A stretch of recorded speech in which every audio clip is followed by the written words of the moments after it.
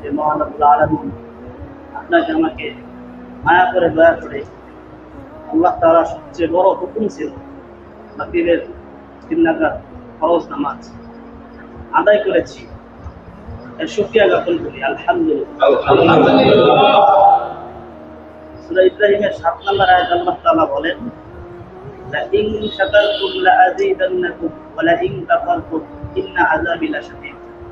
যে বান্দারা আমার নিয়ামতের শুকরিয়া আদায় করে আমি আমার নিয়ামত আরো বাড়িয়ে দিই, আর যারা শুকরিয়া করে না তাদের জন্য কঠিন বড় আযাব প্রস্তুত হইতেছে। এর জন্য সকল সর্বদা আল্লাহ তাআলা নিয়ামত ভোগ করবো এবং শুকরিয়া করবো। শুকরিয়া আমি সবসময় করব। এই শুকরিয়া আমি যখন ক্ষতিগ্রস্ত থাকবো, যখন আমি কোনো বিপদে পড়বো তখনও শুকরিয়া করবো, যখন আমি ভালো থাকবো তখনও শুকরিয়া করবো, যখন আমি আর্থিক অবস্থায় খারাপ আছি তখনও শুকরিয়া করবো, যখন অঢাল সম্পত্তির মালিক হয়ে যাবেন তখনও শুকরিয়া করবো। আল্লাহ তাআলা আপনাকে আমাকে যা কিছুর জিম্মাদার দেওয়ার, যেটা আমি পাইতে ছিলাম না, যেটা আমি পেয়েছি, এই জন্য শুকরিয়া করবো। প্রত্যেকটা সেক্টরে আমরা শুকরিয়া করব যে আল্লাহ তাআলাই আমাকে এই স্থানে বসাইছে।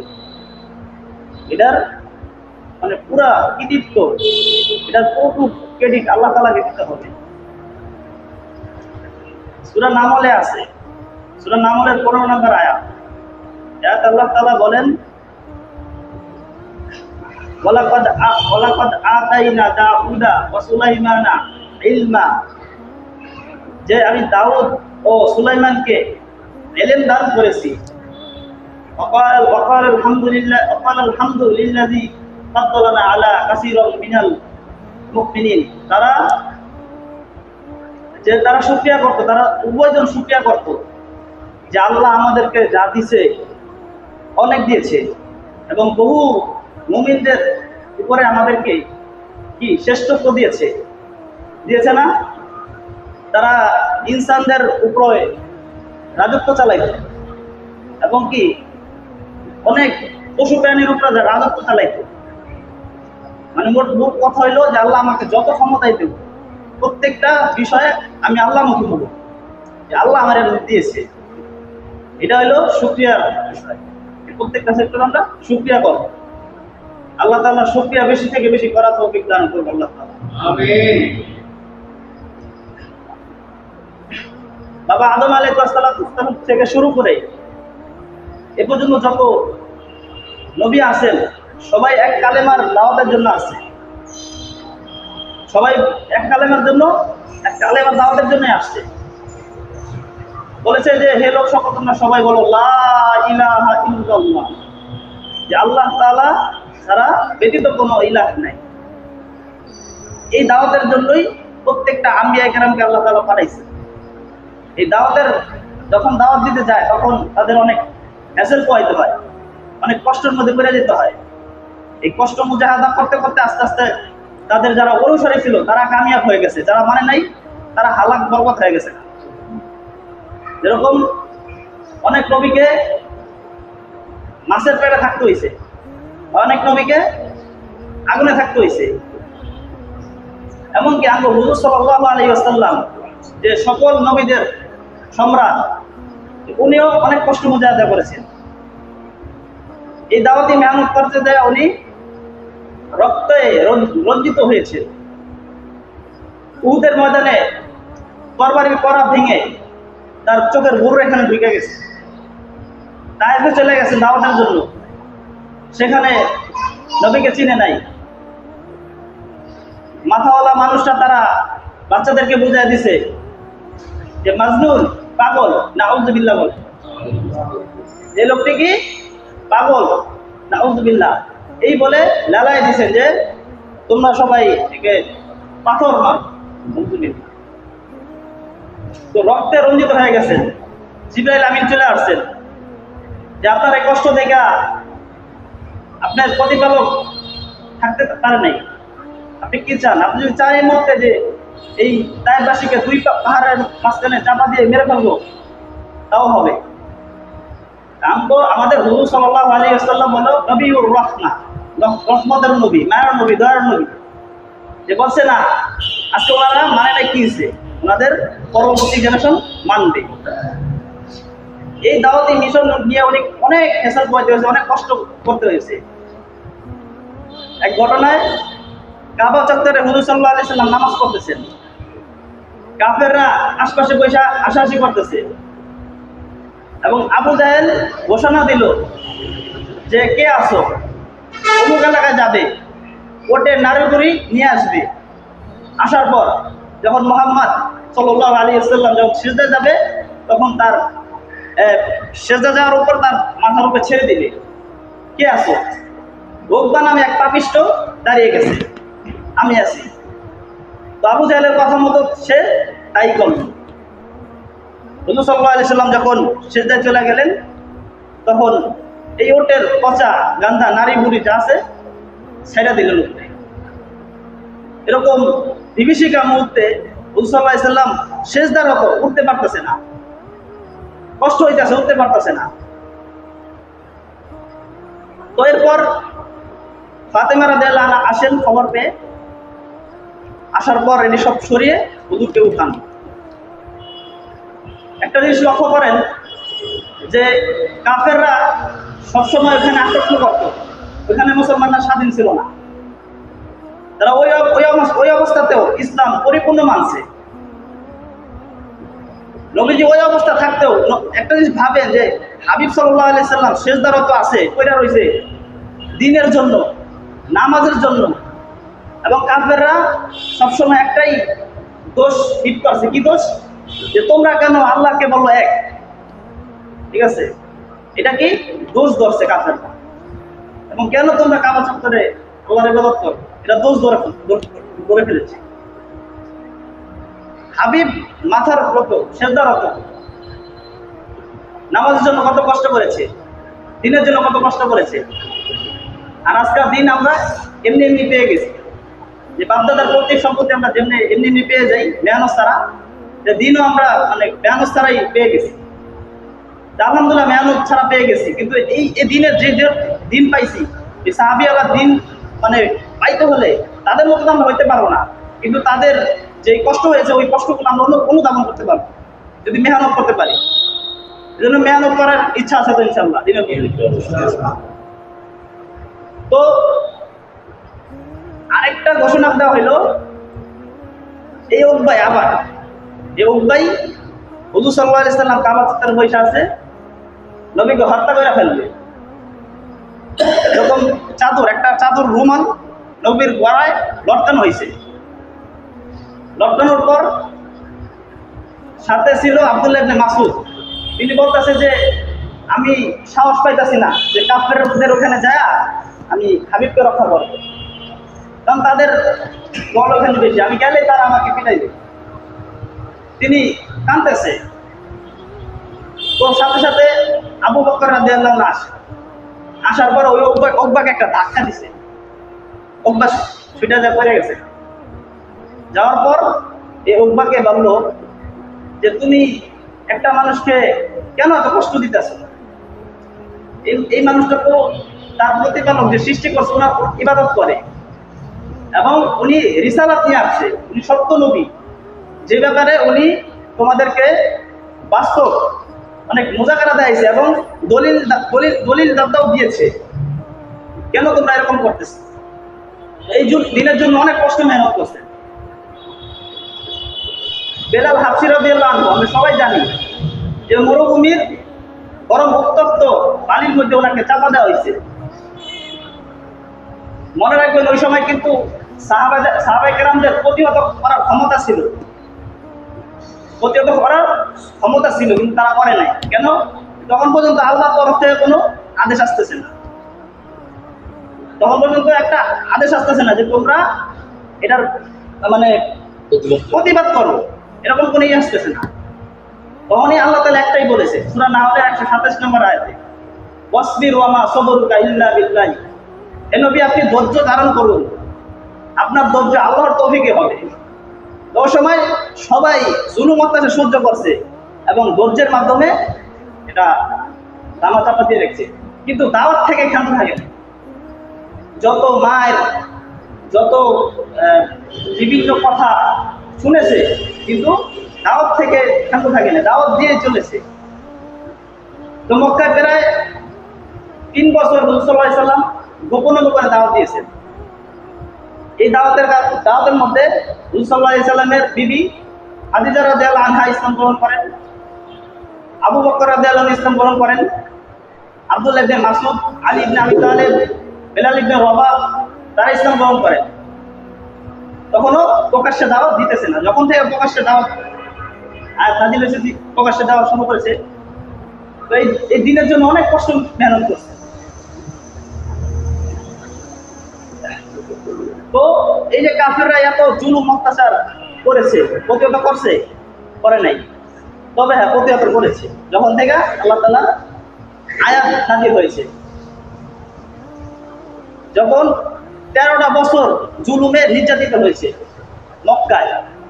মক্কা থেকে যখন হিজরত করে মদিনায়, তখন আয়াত নাযিল হয়েছে সূরা হজের। সবাই পড়ে দেখবেন, বাংলা এবারটাও পড়ে দেখবেন। সূরা হজের 39, 40, 41 এই তিনটা আয়াতের মধ্যে আছে। আল্লাহ তাআলা কইতেছে যে উযিনা লিল্লাযিনা ইউকাতালুনা বিআন্নাহুম যুলিমু, যে উযিনা অনুমতি দেওয়া হলো তাদেরকে যারা আক্রান্ত হয়ে আছে, জুলুম নির্যাতিতে ভরে গিয়েছে, তাদেরকে অনুমতি দেওয়া হলো। কিসে?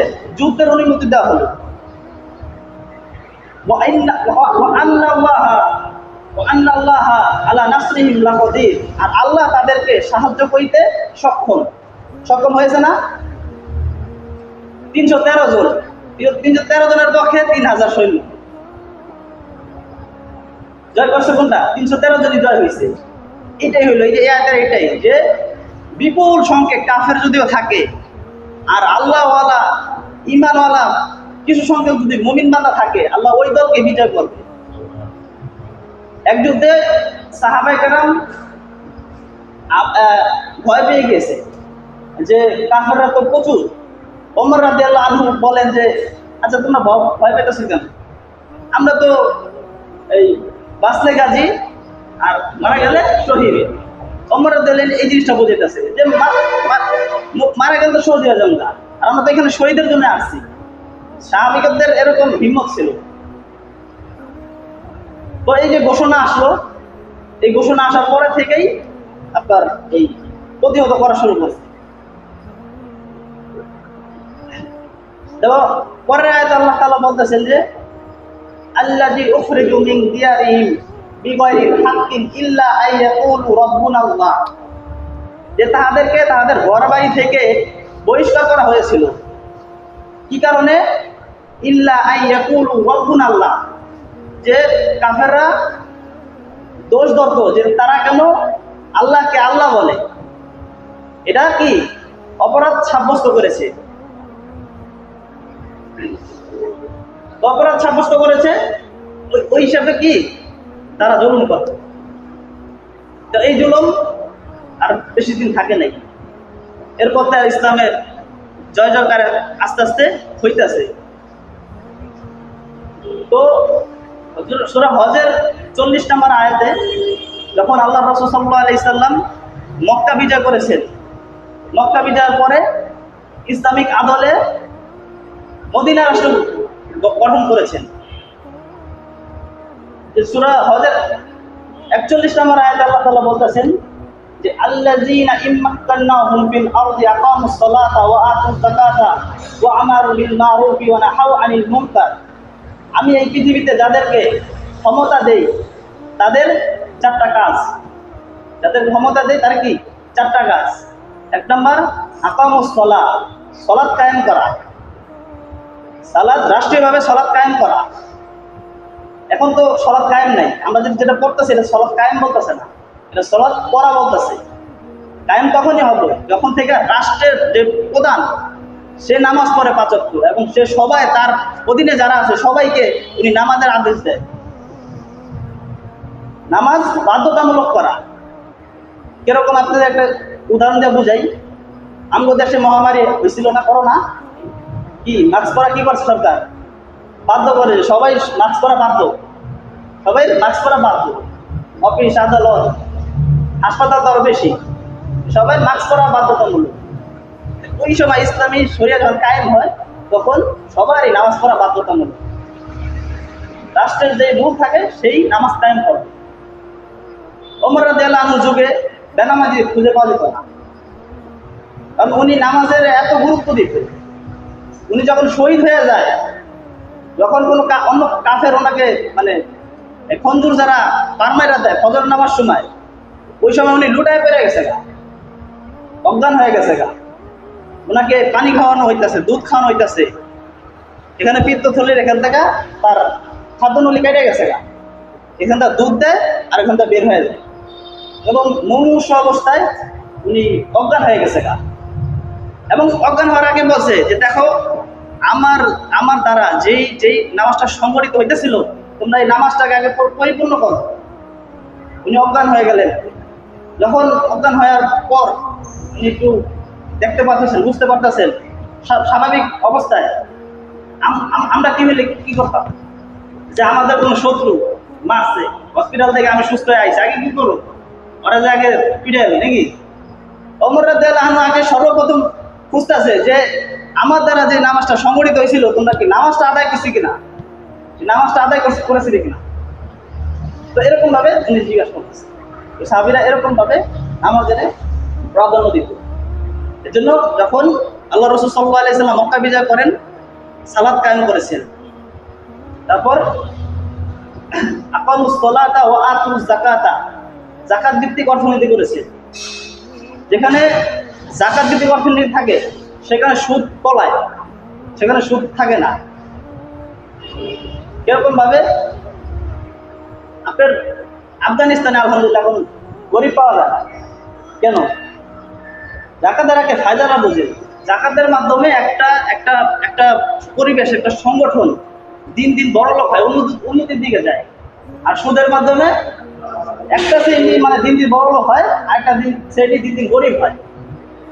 যে মনে করেন যে সুদের টাকা লাগায় রাখছে, ও কি ওর আসল টাকাটা পড়ে রয়েছে, আর এবং কি লাভ পাইতেছে, ওই লাভটা খায়া হয় আস্তে আস্তে দিন দিন বড় লোক হইতেছে।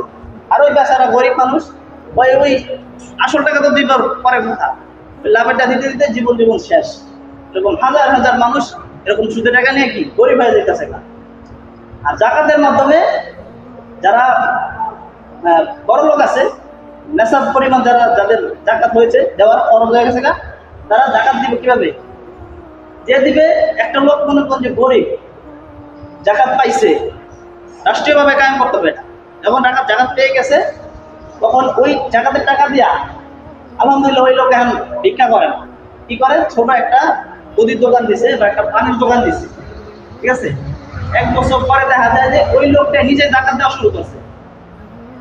না, ব্যবসা করতে করতে নিজের উন্নতি হয়ে যায়, নিজে বড় লোক হয়, উনি নিজেই জাকাত দেওয়া শুরু করছে। এই তো জাকাত ভিত্তিক অর্থনীতির মানে ফায়দা, আর সুদের ফায়দা হলো ওইটা। এই জন্য সুদ ভিত্তিক অর্থনীতির জীবনও আপনার বড় লোক হইতে পারবে না। জাকাত ভিত্তিক রাষ্ট্রতেই রাষ্ট্র বড় লোক হইতে পারে। তো 2 নাম্বার গেল। 3 নাম্বার হলো আকামুস সালাতা ওয়া আতুজ যাকাতা ওয়া আমারু বিল মারুফি ওয়া নাহাউ আনিল মুনকার। সৎ কাজের আদেশ করতেন আর অসৎ কাজের কি নিষেধ করতেন। সৎ কাজ কি? যে নামাজ পড়ো, রোজা রাখো, হজ করো, নবীর এই সুন্নাত পালন করলে এটা হবে। হ্যাঁ, এটা কি ভালোর আদেশ। খারাপ আদেশ কি? তাই মদ খাও না, জুয়া খেলো না, ঠিক আছে? আল্লাহর নাফরমানি হও না, নামাজ কাজা করো না, অসৎ কাজ এগুলো থেকে বিরত থাকতে। এই 4টা কাজ কি? একটা মুসলিম নায়কের 4 কাজ। এই 4 কাজ হুজুর সাল্লাল্লাহু আলাইহি সাল্লাম উনি নিজে বাস্তবায়ন করেছেন মদিনার রাষ্ট্র থেকে। এবং একটা মৌলিক শাসকের মানে 4টা কাজ থাকে কোরআন থেকে, আর আলেম ওলামাদের গবেষণা থেকে আপনার 10টা গুণ থাকে।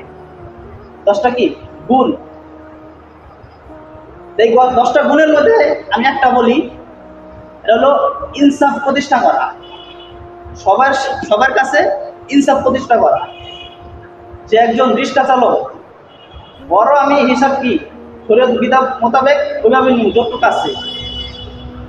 একজন এলাকার মানে অনেক ধনী লোক, সম্ভ্রান্ত পরিবারের লোক, সম্মানিত লোক, ওইখানে আমি ইনসাফ করতেছি না, হবে না। সবার সাথে ইনসাফ করা। একটা দৃষ্টান্ত দেই, মাকজুমি গোত্রের এক ব্যক্তি চুরি করছে মক্কায়। শরীয়তের বিধান অনুযায়ী কি, যে চোর বা চুন্নি যেই হয় হাত কাটা যাবে, আল্লাহর বিধান। এখন কি করবো সাহাবীরা? এখন সম্ভ্রান্ত পরিবার, চুরি করছে কে? মেয়ে। মেয়ের নাম কি? আয়েশা, মাকজুমি গোত্রের আয়েশা। তো এখন মানে সম্ভ্রান্ত পরিবারের লোক, সম্মানিত লোক, ওনার হাত কাটা যাইব, সবাই মানে কিরকম দেখতেছে। হ্যাঁ, তো কি করব? কারে কারে দিয়া এই খবরটা জানাইবো নবীর কাছে, যে রাসূলুল্লাহ একটু কি এই আইনটা শিথিল করা যায় না? শিথিল করা যায় না? এই ঘটনা, এই ঘোষণা যে পাঠাইবো, কোন সাহাবী মানে সাহস পাইতেছে না যে কাকে পাঠাইতে পারি নবীর কাছে। তো একজনকে পাঠাইলো, যায়েদ রাদিয়াল্লাহু আনহু, হুজুর সাল্লাল্লাহু আলাইহি সাল্লামের পালক পুত্র যায়েদ রাদিয়াল্লাহু আনহুর সন্তান ওসামা। এই ওসামাকে হুজুর সাল্লাল্লাহু আলাইহি সাল্লাম অনেক ভালোবাসতেন, অনেক মহব্বত করতেন। হাসান হুসাইন রাদিয়াল্লাহু যেরকম মহব্বত করতেন, ওনাকে অনেক মহব্বত করতেন। আছে না যে একটা সমাজে মনে করেন যে একটা কেউ একটা কিছু কইরা ফেলাইছে, বড় কেউ এবার পাঠাইতে পারতেছে না, ভাই এবারের মতো মাফ করে দেন। অত ছোট বড় পাঠাইতেছে, যা যাও তুমি কি বলে, যদি ভাবমতি ভালো দেখি তাহলে আলহামদুলিল্লাহ ভালো। এরকমই ওই ছোট মানুষটাকে পাঠাইছিল হুজুর সাল্লাল্লাহু আলাইহি সাল্লামের কাছে। হুজুর সাল্লাল্লাহু আলাইহি সাল্লাম শুইনা বলতেছে যে তোমার এত বড় সাহস কিভাবে হয় যে তুমি আল্লাহর আইনের উপরে হাত ধরো, হাত দাও? এটা তো কখনো মেনে নেওয়া যাবে না। আজকে ওই সম্ভ্রান্ত পরিবারের মাকজুমি গোত্রের আয়েশা চুরি করছে, এজন্য তুমি আইন, আল্লাহর বিধানের আইন শিথিল করার জন্য আসছো। আজকে ওই ফাতেমা না হয়ে যদি আমি মুহাম্মদ সাল্লাল্লাহু আলাইহি সাল্লামের কন্যা, আমার মেয়ের থেকে সম্ভ্রান্ত পরিবারের মেয়ে আর আছে কোনো দুনিয়াতে? নাই। নবী হলো সর্বশ্রেষ্ঠ মানুষ, ওনার পরিবারের থেকে আর সর্বশ্রেষ্ঠ পরিবার আছে? তো ওনার মেয়ের অবস্থা বলতে আছে যে আজকে যে আমার মেয়েও যদি চুরি করতো, তারও হাত লাগাই দিতে আমি দ্বিধাবোধ করতাম না। এই হলো ইনসাফ, যে একজন বড় লোক মানুষ একটা খারাপ অপমান করুক, শরীয়তের বিধান তার কাছে প্রয়োগ হবে। কিন্তু আমাদের সমাজে দেখবেন যে যারা আপনার অনেক ইসলামী শাসন নাই, কিন্তু এমনিও অনেক অপরাধ হয়ে গেলে সামাজিকভাবে বিচারাত্মক হয়। যে মনে করেন যে ছোটোখাটো মনে করেন যারা রিক্সা চালক, দিনমজুরি করে, এদের উপরে শাস্তি প্রয়োগ করে সেইভাবে। আর যারা মনে করেন যে বড় টাইপন প্যান্ডেওয়ালা চুরি কোনো অপরাধ না, আবার তাদেরকে কোনো চোর বলবো না, তখন তাদেরকে বলবো পাচারকারী। তাদেরকে কি চোর বলে না, পাচারকারী বলবো। ঠিক আছে? তো এই হলো একটা বৈষম্য। লাস্টে হুজুর সাল্লাল্লাহু আলাইহি সাল্লামের হাদিসের আগেই বলছে, যেহেতু আমি লাস্টে বলতেছি, যে হুজুর সাল্লাল্লাহু আলাইহি সাল্লাম বলেছেন যে তোমাদের পূর্ববর্তী জামানা এই এক কারণে ধ্বংস হয়ে গেছে, যে তাদের সম্ভ্রান্ত পরিবারের কেউ যদি কোনো আকামকাল করতো, তাহলে এই জিনিসটা শিথিল করে ফেলাইতো, আর গরিব মানুষগুলোর উপরে ওই শরীয়তের আইনগুলা প্রয়োগ করা হইতো। এটা ঠিক না। তো এই মনে করেন যে শরীয়তের বিধান। আলহামদুলিল্লাহ আমরা যা জানলাম তো জানলাম না। হুজুর সাল্লাল্লাহু আলাইহি ওয়াসাল্লামের সোহবত থেকে সাহাবায়ে কেরাম আজমাইন বহু গুণে গুণান্বিত হয়েছে। যা কিছু গুণের উপরে আমরা আমল করিয়া চলিতে পারলে এই দুনিয়াতে আমাদের সহজ হয়ে যাবে। গুণগুলা কি? কালেমা, নামাজ, ইলম ও জিকির, ইকরামুল মুসলিমিন, সহিহ নিয়ত, দাওয়াত ও তাবলীগ। কালিমা লা ইলাহা ইল্লাল্লাহ মুহাম্মাদুর রাসূলুল্লাহ, আল্লাহ তাআলা তারা ব্যতীত কোনো ইলাহ নেই, এবং মুহাম্মদ সাল্লাল্লাহু আলাইহি ওয়াসাল্লাম আল্লাহর বান্দা এবং রাসূল।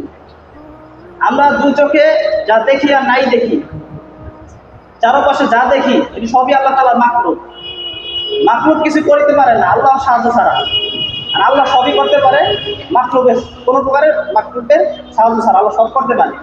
এই শিক্ষাটা এটা একটা তাওহীদের শিক্ষা, একাত্মবাদের শিক্ষা, তাওহীদের শিক্ষা, যে আল্লাহ সব পারে, আল্লাহ সব করতে পারে।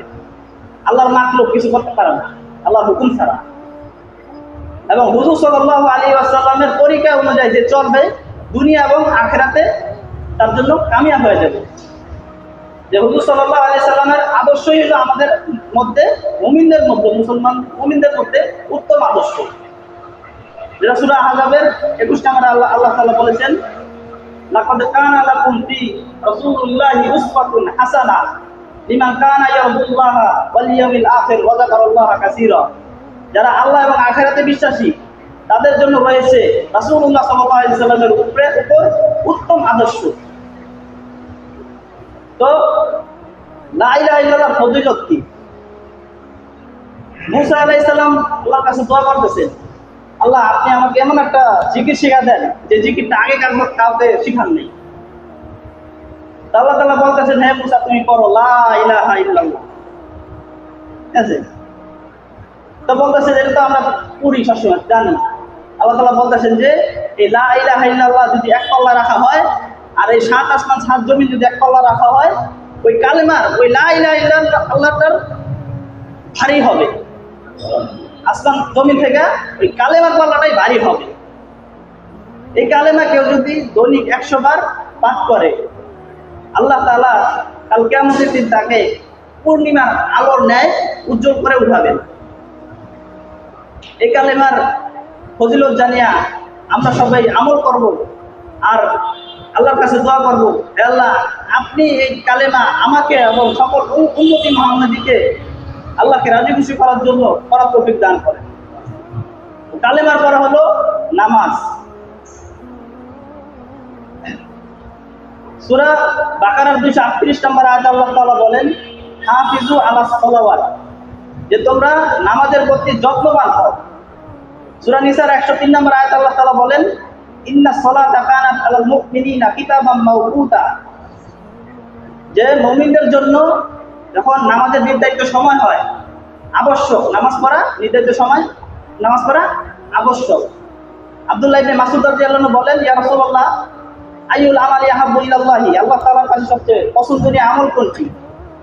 ফাকালা রাসূলুল্লাহ সাল্লাল্লাহু আলাইহি ওয়াসাল্লাম, পুনরায় রাসূল সাল্লাল্লাহু আলাইহি ওয়াসাল্লাম বলতেছেন যে as-সালাতু আলা ওয়াক্তিহা, নামাজের ওয়াক্ত সময় মতো নামাজ পড়া এটা আল্লাহ তাআলার কাছে সবচেয়ে উত্তম সবচেয়ে প্রিয়। হাদিসের মধ্যে আরো উনি বলতেছেন, এটাও বলে দেই, ইয়া রাসূলুল্লাহ এর কোনটি? রাসূল সাল্লাল্লাহু আলাইহি ওয়াসাল্লাম বলতেছেন, সুম্মা বিররুল ওয়ালিদাইনি, পিতামাতার সঙ্গে ভালো ব্যবহার করা। তিনি পুনরায় আবার বলতেছেন, ইয়া রাসূলুল্লাহ এরপর কোনটি? রাসূল সাল্লাল্লাহু আলাইহি ওয়াসাল্লাম বলতেছেন, জিহাদু ফি সাবিলিল্লাহ, আল্লাহর রাস্তায় জিহাদ করা। তো এই যে নামাজের গুরুত্বগুলা, এই গুরুত্ব অনুযায়ী আমরা সবাই পালন করব। এক সাহাবীকে হুজুর সাল্লাল্লাহু আলাইহি সাল্লাম বলতেছেন যে তোমাদের বাসার সামনে কি কোনো পুকুর আছে? বলতেছে, ইয়া রাসূলুল্লাহ হ্যাঁ আছে। ওই পুকুরের সামনে যদি তুমি ডেইলি প্রতিদিন 5 বার গোসল করো তোমার গায়ে কোনো ময়লা থাকবে? বলতেছে না, থাকবে না। কেউ যদি 5 ওয়াক্ত নামাজের সাথে পড়ে আল্লাহ তাআলা তার পিছনে সমস্ত গুনাহগুলো এভাবে মাফ করে দেয়। তো এই নামাজের গুরুত্বপূর্ণ আমরা জানিয়া ফরজ নামাজে আমরা নামাজগুলো আমরা জামাতের সাথে আদায় করব এবং সুন্নত ওয়াজিব নামাজগুলো আমরা পালন হব এবং উমরি কাজা নামাজগুলো আমরা খুঁজে খুঁজে আদায় করব। এই নামাজের ফজিলত জানিয়া আমরা আমল করব এবং আল্লাহ তাআলার কাছে দোয়া করি, হে আল্লাহ এই নামাজ আপনি যেভাবে পড়লে রাজি খুশি হয়ে যান সেভাবে আমাকে এবং সকল উম্মতি মুহাম্মাদীকে করার তৌফিক দান করেন। নামাজের পরে হলো ইলম, যে ছোট থেকে আমরা শিখে আসছি রাসূল সাল্লাল্লাহু আলাইহি ওয়াসাল্লামের বাণী যে তলাবুল ইলমি ফারিদাতুন আলা কুল্লি মুসলিম, দ্বীনি ইলম তলব করা প্রত্যেক মুসলমানের জন্য ফরজ। এই ইলম তলব করা কি ফরজ। ইসলামে সর্বপ্রথম আল্লাহ রাসূল সাল্লাল্লাহু আলাইহি ওয়াসাল্লামের কাছে যখন যেই সর্বপ্রথম ওহীটা আসে, এর কিছু আসে নাই যে আপনি সবাইকে নামাজ পড়তে বলেন, হজ করতে বলেন, আপনার বিবিদেরকে মুমিন নরনারীদেরকে বলেন যে তারা আপনার পর্দা করে। এ আয়াতটা নাযিল হয় নাই। সর্বপ্রথম নাযিল হয়েছে ইকরা বিসমিকাল্লাযী খালাক, আপনি পড়ুন আপনার রবের নামে যিনি আপনাকে সৃষ্টি করেছেন। মানে পড়া কেন থেকে আসছে, এই জন্য এলেম শিখতে হবে। এই এলেম আমরা কিভাবে শিখবো? এই এলেম আমরা ফাজাইলে তালিম থেকে শিখবো। আর মাসলা মাসাইল এলেম সহি শুদ্ধ করে কোরআন পড়া হক্কানি আলিম ওলামাদের কাছ থেকে, সৌবত থেকে আমরা শিখবো। এই এলেম শেখা অনেক জরুরি। যে আজকে এই মিম্বরে অনেক মানুষ আছে কথা বলার নাই, আমাদের প্রত্যেকেরই দায়ী হইতে হবে, তলাবা হতে হবে দিনের। কারণ যে এলেম কিন্তু উঠিয়ে নেওয়া হয়। যে সাহাবীরা জিজ্ঞাসা করতেছেন, ইয়া রাসূলুল্লাহ, এলেম উঠিয়ে নেওয়া হয় কিভাবে? এলেম কি কারো বক্ষপিণ্ড থেকে ছিনিয়ে নেওয়া হয়? রাসূলুল্লাহ সাল্লাল্লাহু আলাইহি ওয়াসাল্লাম বলতেছেন যে না, ছিনিয়ে নেওয়া হয় না, বরং আলেম দুনিয়া থেকে উঠে যাওয়া মানে কি? এলেম উঠে যাওয়া। এই জন্য দেখেন যে বহু আলেম ওলামা দুনিয়া থেকে চলে যেতেছে। এরকম বহু আলেম ওলামা কি বানাইতে হবে। আপনারা আমার সবাই কি এই দিনে দাওয়াতের কাজ চালু রাখতে হবে, করতে হবে। আল্লাহ তাআলা হুজুর সাল্লাল্লাহু আলাইহি ওয়াসাল্লামকে বলেছেন যে ইয়া আইয়ুহার রাসূলু বাল্লিগু মা উনজিলা ইলাইকা মির রাব্বিক, হে নবী, আপনার প্রতি যাহা অবতীর্ণ হয় আপনি তাহা প্রচার করুন। বাল্লিগ, আমরা তাবলীগ করতেছি না, ওই তাবলীগের শব্দটা ওই বাল্লিগ থেকে আসছে, প্রচার করুন। এবং হুজুর সাল্লাল্লাহু আলাইহি ওয়াসাল্লাম উনি ওনার বাড়ি থেকে বলতেছে যে বাল্লিগু আন্নী ওয়ালাউ আয়া, কে আসো আমার পক্ষ হইতে একটা আয়াত হইলেও অন্যকে পৌঁছায় দিবা। এজন্য এই তাবলীগের সাথে থেকে আমরা এই এলেমগুলো শিখবো এবং হক্কানি আলেম ওলামাদের কাছে যে এলেম শিখবো। এলেমের ফজিলত কি? যে ব্যক্তি এলেম শিক্ষা গ্রহণের জন্য আল্লাহর রাস্তায় বের হয়, আল্লাহ তাআলা তার জান্নাতের রাস্তা সহজ করে দেন। এই এলেম আমরা বেশি বেশি শিখবো এবং আল্লাহর কাছে দোয়া করবো, আল্লাহ এই এলেম আপনি যেভাবে শিখলে রাজি খুশি হয়ে যান, সেভাবে আমাকে এবং সকল উম্মতি মুহাম্মাদি করার তৌফিক দান করেন। এলেমের পরে হলো জিকির।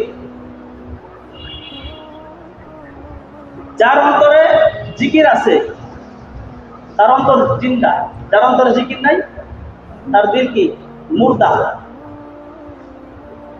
আল্লাহ তাআলা সূরাতুল মুনাফিকুনের 9 নম্বর আয়াতে বলতেছেন, ইয়া আইয়ুহাল্লাযীনা আমানু লা তুলহিকুম আমওয়ালুকুম ওয়ালা আওলাদুকুম আন যিকরিল্লাহ ওয়া মান ইয়াফআল যালিকা ফাউলাইকা হুমুল খাসিরুন। হে মুমিনগণ, তোমাদের সন্তান সন্ততি সম্পদ এগুলো যেন আল্লাহর জিকির থেকে উদাসীন না করে। যারাই উদাসীন হবে আল্লাহর জিকির থেকে, তারাই ক্ষতিগ্রস্তদের অন্তর্ভুক্ত হবে। এজন্য হারহারতে আল্লাহর জিকির নিজের অন্তরে পয়দা করা। এই জিকিরের ফজিলত আছে যে কেউ যদি একবার সুবহানাল্লাহ বলে আল্লাহর রাস্তায় বের হয়ে, আল্লাহ তাআলা তাকে 49 কোটি দেখি তার আমলনামায় দিয়ে দেন। এই জিকিরের ফজিলত জানিয়ে আমরা নিজে আমল করি এবং অপর ভাইকে দাওয়াত দিই এবং আল্লাহর কাছে দোয়া করি, হে আল্লাহ, আপনি যেভাবে আপনার জিকির করিলে খুশি হন, সেভাবে আমাকে এবং সকল উম্মতি মুহাম্মাদি করার তৌফিক দান করেন। জিকিরের পর হলো ইকরামুল মুসলিমিন, মুসলমান ভাইয়ের কিমত বুঝে কদর করা। প্রত্যেকটা মানুষের আমরা ইকরাম করব, যে আমরা সবাই একজন আরেকজনের কি সহায়ক হব। ইকরাম কি? একজন মুসলমান ভাইয়ের প্রতি সহায়ক হওয়া, তাকে হেল্প করা ইকরাম। যে আল্লাহ রাসূল সাল্লাল্লাহু আলাইহি ওয়াসাল্লাম সহিহ বুখারীর 13 নম্বর হাদিসে বলতেছেন, আনাস রাদিয়াল্লাহু আনহু বর্ণনা, তিনি বলেন, লা ইউমিনু আহাদাকুম হাত্তা ইউহিব্বা লিআখিহি মা ইউহিব্বু লিনাফসিহি। যে তোমাদের মধ্যে ততক্ষণ পর্যন্ত কেউ প্রকৃত মুমিন হতে পারবে না যতক্ষণ না সে তার নিজের জন্য যা ভালো মনে করে তার অপর ভাইয়ের জন্য ভালো না মনে করে। আমরা নিজের জন্য যা ভালো মনে করবো, অপর ভাইয়ের জন্য কি তাও ভালো মনে করবো। তো ইকরাম করিলে কেউ যদি একরাম করার চেষ্টা করে এবং একরাম করে, আল্লাহ তাআলা তাকে 10 বছর ইতিকাফ করার সওয়াব দান করে। এই একরাম আমরা বেশি বেশি করব এবং আল্লাহর কাছে দোয়া করি যে আল্লাহ এই একরাম আমাকে এবং সকল উম্মতি মুহাম্মাদি করার তৌফিক দান করেন। একরামের পর হলো দাওয়াতে তাবলীগ।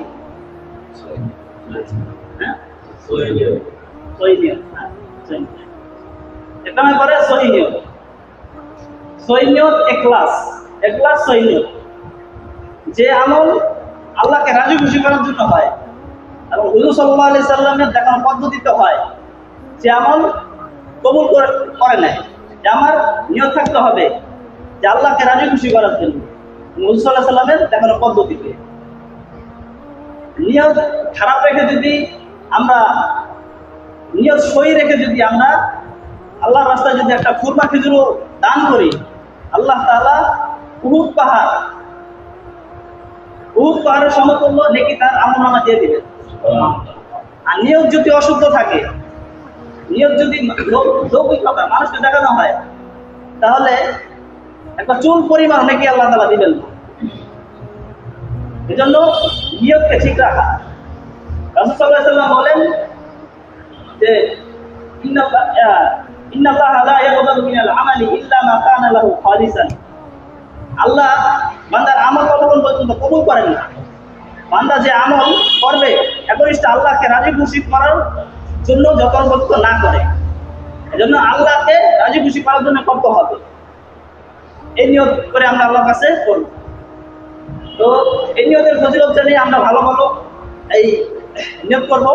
আর নিয়ত যদি খারাপ হয়ে যায়, আল্লাহর কাছে ক্ষমা চাইব, আস্তাগফিরুল্লাহ বলে নিয়তকে সহি করে ফেলব।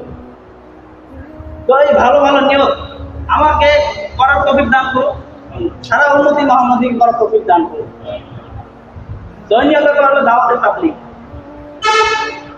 যে হক্কানি উলামায়ে কেরাম এবং তাবলীগের মুরব্বিয়ানে কেরাম নিসাব রাখছেন যে জীবনের শুরুতে 3 চিল্লা 4 মাস বা 120 দিন, এই যে এই আমলটি বললাম যে শিখার একটা কি দাওয়াতে তাবলীগ, এটা একটা মাধ্যম।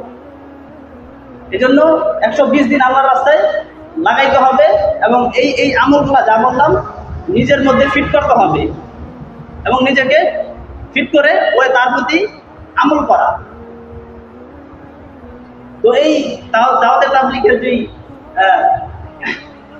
আমলগুলো আমরা যেভাবে করুন, যখন করবো তখনই আমরা আস্তে আস্তে কামিয়াব হয়ে যাব। তো ইনশাআল্লাহ যে দাওয়াতে তাবলীগের অনেকে চিল্লা লাগাইতেছে, অনেকে 3 দিন দিতেছে, অনেকে আপনার এক সাল লাগাইতেছে। তো আমরা কে রাজি আছে এখান থেকে যে জীবনের শুরুতে 3 চিল্লা দেওয়ার ইনশাআল্লাহ নিয়ত আছে সবাই? আল্লাহ আমাকে এবং আপনাদের সবাইকে কবুল করেন এবং এই দাওয়াতে তাবলীগের সাথে এই কাজকে মওত পর্যন্ত জুড়ে থাকার তৌফিক দান করেন। আমিন।